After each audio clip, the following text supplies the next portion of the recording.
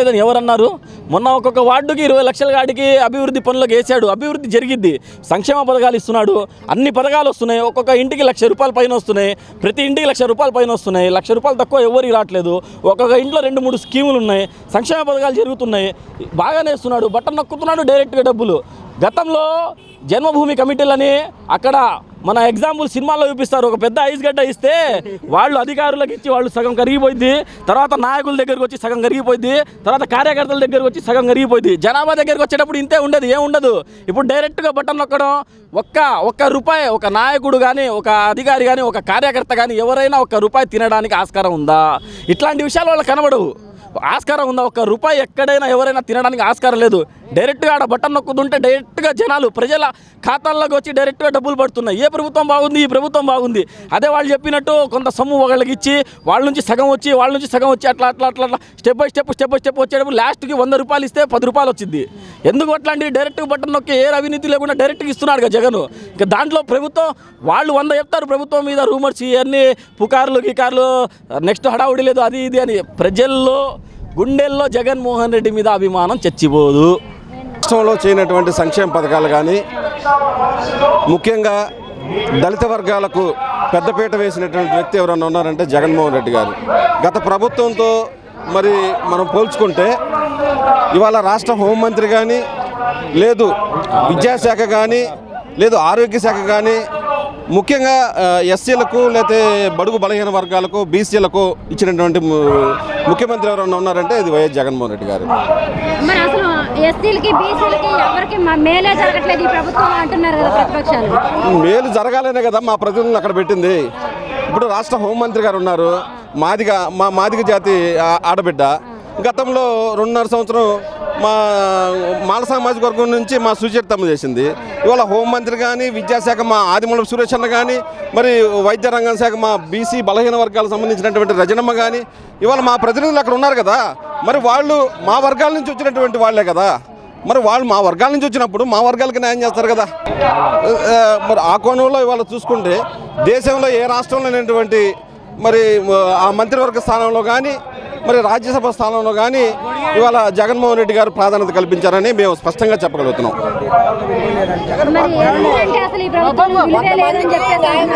అమ్మా ఎస్సీలంటే విలువ లేకపోతే హోంమంత్రి అట్టించిండ్రు. విలువ లేకపోతే హోంమంత్రి అట్టించిండ్రు. హోంమంత్రి ఇస్తారా? గతంలో చంద్రబాబు నాయుడు గారు హోంమంత్రి ఎవరికి ఇచ్చిండ్రు? మరి పెద్ద పెద్ద పదవులు ఎవరికి ఇచ్చిండ్రు? వైద్య ఆరోగ్య శాఖ మంత్రి దగ్గర నుంచి, విద్యాశాఖ దగ్గర నుంచి ఎవరికి ఇచ్చిండ్రు చంద్రబాబు నాయుడు గారు? ఇవాళ బలహీన వర్గాలుగా ఇచ్చిండ్రు కదా. మరి అందుకు సాక్ష్యం అదే కదా. ఇంకా ఎస్సీలకు ఎక్కడ ప్రాధాన్యత లేదు.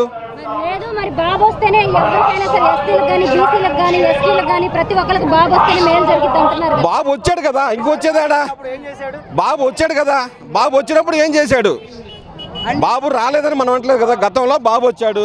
బాబు వస్తేనే కదా ఇవన్నీ జరిగింది. ఏం జరిగింది? ఏమన్నా ఎక్కడన్నా ఎస్సీలకు ఇచ్చిండా? ఎక్కడన్నా ఇచ్చిండా? అరే ఆ రాజ్యసభ వర్లారామయ్యకని ప్రకటించాడు. వర్లారామయ్య ఒక ఎస్సీ. గెలిచే కార్యక్రమం ఉండేసరికి వర్లారామయ్యని పక్కన పెట్టి వాళ్ళకి అమ్మాయినికి ఇచ్చుకుండు.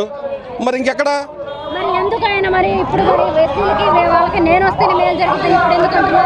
గతంలో ఏమి న్యాయం చేశాడు అంటున్నాం మేము. గతంలో ఏమి న్యాయం చేయలేకపో కదా ప్రజలు తిరుగుబాటు చేసింది.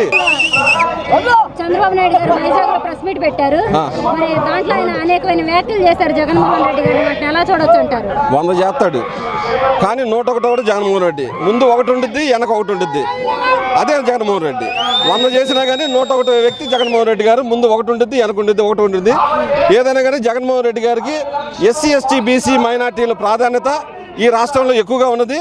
ఆయన మొన్న ఒక మాట అన్నాడు, నా ప్రయాణం నేల మీద అన్నాడు, నా ప్రయాణం నిరుపేదలతో అన్నాడు. పెత్తందారులకు రేపు జరగబోయే 2024లో పెత్తందారులకు నిరుపేదలకు యుద్ధం.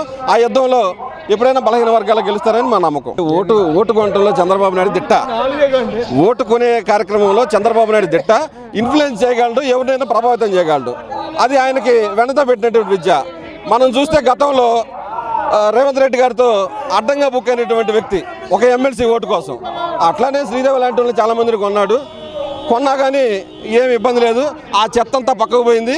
ఉన్నోళ్ళే నిజాయితీగా ఉన్నారు. ఆ ఉన్నోళ్ళతోనే భవిష్యత్తులో ప్రయాణం చేస్తాం.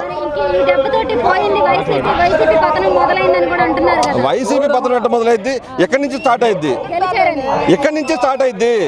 ఏదైతే ఆ అటు ఇటుగా ఉన్న చెత్త అంతా పోయిందో ఉన్నోళ్ళతో ప్రయాణం చేస్తా. ఖచ్చితంగా 2024లో మంచి భవిష్యత్తును ఉండిద్దని మేము భావిస్తున్నాం.